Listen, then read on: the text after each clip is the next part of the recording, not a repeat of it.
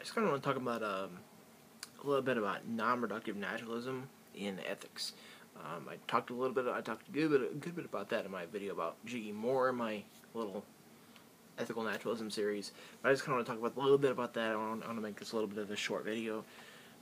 What that is kind of a problem with G.E. Moore's open question argument. I have a full video about that, which I think is about 20 minutes or so. I don't even know. But essentially, what non-reductive naturalism is a G.E. Moore's argument against ethical naturalism is that if you were going to have a moral fact, well, naturalism basically is saying that what the kind of facts that moral facts are is that we have that they fit into a scientific worldview, and that they can be investigated in the same kind of way that scientific facts can, and this rules out supernatural and godlike kind of things. So they can be investigated in the same kind of way. Now, what Moore thought is that if you're gonna be a naturalist, you have to give an account of how a moral fact or a moral property like goodness, it has to be equivalent using the identity sign. Any moral property like goodness has to be equal to any natural property. He gives lots of examples in this book, Principia Ethica.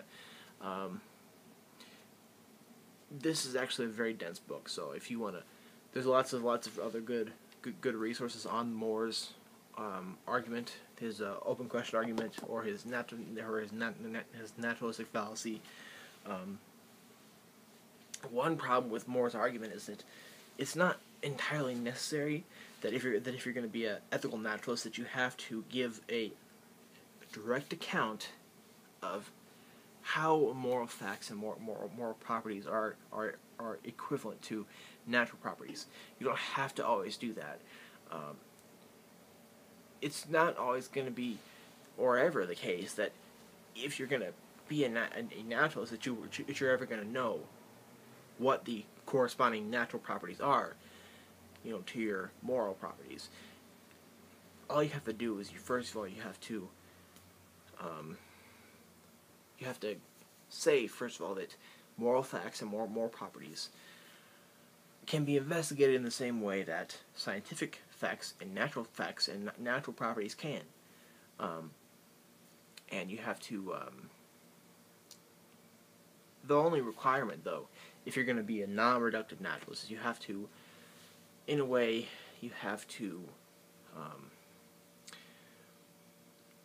I guess,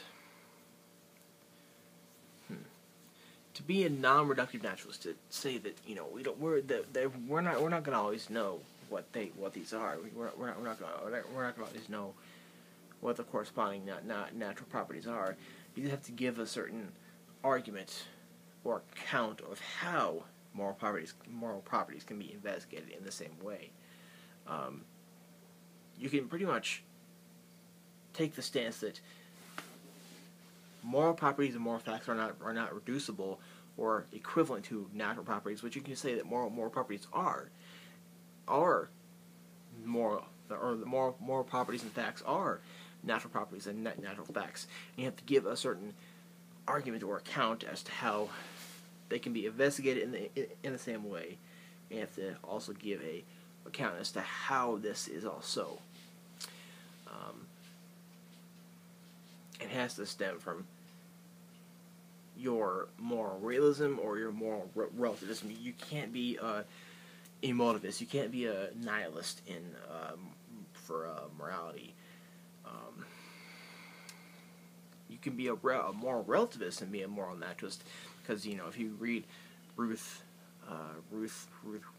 Benedict's writings about how she kind of shows that morality is relative to societies and cultures, and then you can also kind of go to moral realist readings too, and kind of choose between that. But if you are not a moral relativist or a moral realist or something like that, then you can.